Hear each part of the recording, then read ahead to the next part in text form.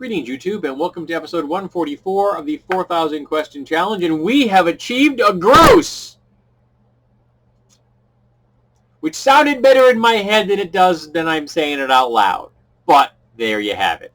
A gross of videos. 144 videos. Well, proper videos. The actual questions answered. There was the introduction.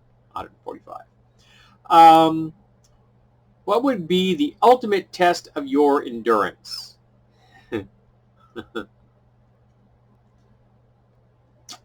There's no way I can answer that question without being snide and hurtful, so I'm going to skip it. Do you own, rent, or borrow camping equipment? We own camping equipment. We have much camping equipment. Where in the world would you like to go hiking? I would like to hike along Hadrian's Wall. Which professional sport team would you like to coach, and what would you do the first week on the job? I am not qualified to coach anything, any kind of sport, at any athletic skill level. I am not qualified to coach 5-year-olds. It would be an unmitigated disaster. And my first thing to do on the first day would be to quit and abdicate to the person who actually has some skill, the assistant coach. Give a sports cheer or chant you remember. I remember playing the song that we used to, the Central High School song when I was to play in, bands for the football games. And the song was called, and I am not making this up, it was called Fight, Fight, Fight, which is one of the most uninspired, lame song titles for what is supposed to be an inspirational song that I've ever heard. And I don't remember any of the words, because I never sang it. I played it on a trumpet that didn't lend itself to singing. You cannot sing and play a trumpet at the same time. Interestingly, I've bugged more than one instructor over the years, because I didn't play my trumpet this way. I played it this way. I played it on the peak right here, my Cupid's bow. I played it on one of the tips of that Cupid's bow. Drove my instructors crazy. They wanted me to play in the middle, but it just didn't feel right.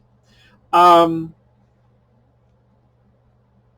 just spit on my book. Sorry about that, book. What should the next Olympic sport be and why? Let's see now. What should be the next Olympic sport be?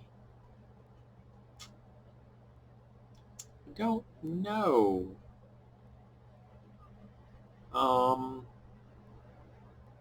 Pool, billiards, if it isn't. If it is, I'm wrong. What type of home exercise equipment have you purchased? I use a pedaling device. It's here on the floor, and we have some weights, and I've made weights, and we have some other things my wife uses, like some steps and some bands and things. So we have some sporting equipment here, and some number of different types of balance boards, because my wife likes those. We have 3 different types of balance boards. 2 we purchased as used as is, and then 1 which was too simple for my wife, so I modified it to make it more challenging. What was an entertainment that ended up being a waste of money? What was an entertainment that ended up being a waste of money? Well, books don't count, music don't count, movies don't count. I always get something out of them.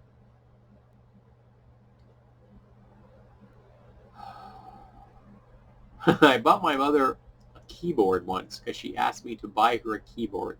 We got her a good quality keyboard. I don't think she's ever played it. There you go.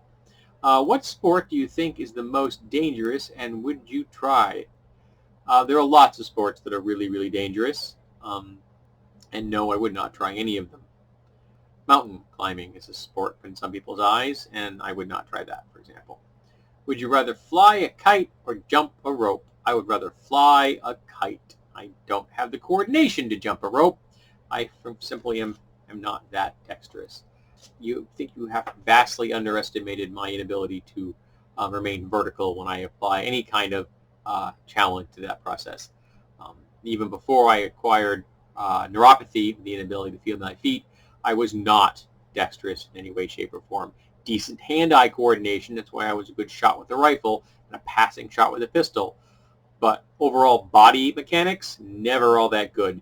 Now that I can't feel my feet and I don't get any feedback from them, it makes things worse. Just imagine your feet fall asleep because you sat wrong and they never wake up, except you also have an unending nerve pain. It's kind of a bonus. So this has been episode 144 of the 4,000 question challenge, the gross episode, a literal definition of the word gross. You probably will not hear that again today. Very few people use the word gross in that context any longer. So, thank you for being here, and I hope that you will be here for episode 145.